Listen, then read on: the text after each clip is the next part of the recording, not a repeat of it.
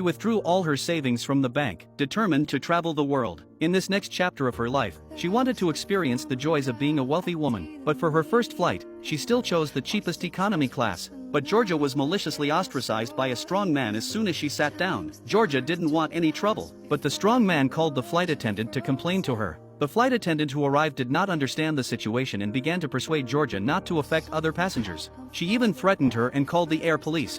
Had you chosen to fly first class instead of economy, you would have had plenty of room in one of our cocoons. How much is it? Beg your pardon? How much for the damn cocoon? Hearing the officer's discriminatory remarks instantly ignited Georgia's fury. Without hesitation, she upgraded to first class. The treatment she paid for was truly extraordinary. Not only did she get her own private seat and a luxurious meal, even the discriminatory flight attendant began to bow down to her. From that moment on, the thrill of extravagant spending utterly captivated her. Emerging from the crowded airport and seeing the taxi queue, she immediately dialed the number for a nearby helicopter rental. Soon, a private aircraft exclusively for her landed before her. Her first helicopter ride thrilled Georgia immensely, something she'd never dared imagine before. Surveying the bustling city below, she realized this was the true meaning of wealth. A journey that normally took 2 hours was now completed in just over 10 minutes. The helicopter's arrival sparked a flurry of speculation among onlookers. Although the people who come here to stay are all wealthy, not many fly here in such a high-profile manner. The moment she stepped into the hotel lobby, Georgia was stunned. The opulence here far exceeded anything she could have imagined. Even the smallest decorative piece could easily cost her a month's salary. And the guests here were all prominent figures from various sectors of society. Even the chairman of the conglomerate she worked for was vacationing here with his mistress. She dared not imagine she'd one day stand among such tycoons. After all, she'd once been just an ordinary office worker. Georgia loves food and travel. She always imagines a wonderful life. Yet her frugal nature kept these aspirations forever out of reach. Until one day, an unexpected medical checkup transformed her life forever. The doctor took the test results and told her a bad news. She had been diagnosed with the terminal blue syndrome. She had only about 3 weeks left to live. What? I got 3 weeks to live? Are you shitting me? I'm very, very sorry. But I feel fine. When she learned the surgery to treat this disease cost a staggering $340,000, Georgia immediately contacted her insurance company, but they informed her this illness was not covered. This sudden devastating blow crushed Georgia emotionally. She began reflecting on her frugal life. She lived a life of frugality, but in return she got a terminal illness. She also failed to accomplish anything she loved. You wait for something big to happen. And then you find out you're gonna die. That night, Georgia cried all night. She made a crazy decision. She decided to give up treatment. She would spend her final days fulfilling her regrets. She planned her final vacation in Europe. She wanted to sample the cooking of the renowned chef Didier whom she had long admired. Arriving 2 hours early by helicopter, the front desk informed her the reserved room wasn't ready. If she wanted immediate access, she could only upgrade to the presidential suite. Did you see me play? Though the nightly rate soared to $4,000, Georgia couldn't care less at that moment. To fully indulge herself, Georgia began wildly sampling every service the hotel offered. Those unique skin care methods are things she has never seen before. Even a sauna massage involving whipping with branches. All were first-time experiences for her. Later, she stepped into an upscale women's boutique. She tried on every garment she'd once dared not touch. The opulent attire transformed her aura. After meticulous selection, she chose a crimson gown. Finally, she entered the restaurant of her dream chef Didier. When the server asked what she'd like to order, Georgia declared without hesitation. Well, I guess I better try them all tonight then. Tooth? All? When the menu reached the kitchen, Didier was astonished. Other patrons made all sorts of requests, even demanding Didier personally cook their meals. Yet this woman had no preferences whatsoever. She ordered the entire menu solo. Didier resolved to prepare the meal herself. Soon, exquisite dishes filled the table. Didier also personally received Georgia. This also made them the focus of attention. Their intimate gestures puzzled the wealthy diners nearby. They began speculating about this woman's background. After all, even among the elite, securing Didier's personal service required waiting in line. At that moment, they were convinced Georgia must be a powerful aristocrat. Soon, a politician took action. He took the initiative to approach Georgia while she was taking a hot spring bath. This scene was witnessed by Georgia's former employer. Mistaking Georgia for a rival, he immediately ordered his mistress to investigate her background. The next day, while Georgia was enjoying a massage, the boss's mistress secretly arrived to eavesdrop. Unable to bear the masseur's force, she started yelling at him. This scene made Georgia, who also worked at the bottom of society, unbearable. Hey. I don't like the way you're talking to that woman. I'm sorry if I disturbed you, Miss Bird. She was hurting me, though. I don't care. Talk to working people that way. You got tension in your neck because you keep going down on Mr. Cregan, and he's a married man. At least this poor lady trying to work it out of here.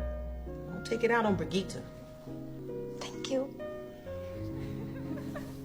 Embarrassed by being exposed in public, she sought out Georgia after her massage ended. In reality, she was forced by life to do what the CEO said in order to survive. Yeah, you just need to leave him. It's not that easy. If I leave him, I'll have to quit my job.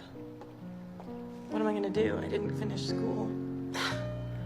Well, then you go back to school.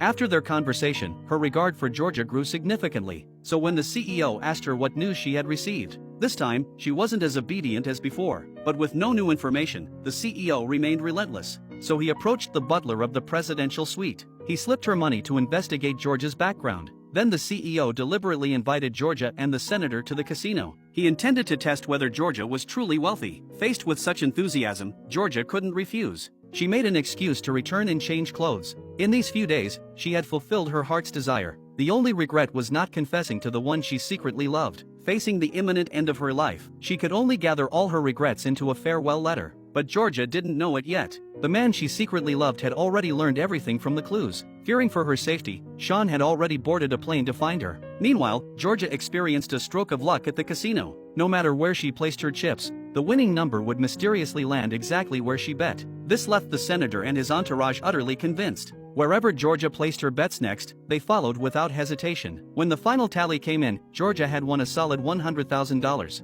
The others who had bet with her also walked away with hefty profits. Only the CEO, who had stubbornly bet against her every move, suffered a crushing loss. When Georgia returned to her room, the butler, who had always been serious, suddenly changed his face. Georgia thought it might be because of her winnings, but upon entering the room, the butler embraced her. Please don't die, Miss Baird. I read the note. It turns out the housekeeper had been paid by the CEO to help him investigate Georgia, but she saw Georgia's work ID and suicide note. She was instantly filled with remorse, and Georgia didn't blame her for her behavior. She even felt a bit happy that another person knew her story. I don't know if I want to be here to the very end. Why are you here with these terrible people? You should be with people you love. Yeah, I've been thinking about that myself. One in particular. It's time I go home and find him. The butler's words gave Georgia her final resolve. She couldn't let her last wish for love become her regret. The next day, she decisively set off on her return journey, but halfway there, an accident occurred. The road to the airport was paralyzed by an avalanche. Georgia once again missed the chance to pursue love, but she doesn't know yet that on the other side of the blizzard, the man she sought faced the same predicament. Forced to return to the hotel, Georgia volunteered to assist in the kitchen, as the number of diners surged unexpectedly. Meanwhile, Didiel learned the truth from the butler. Georgia's attitude toward life earned Didiel's admiration. Does anybody else know?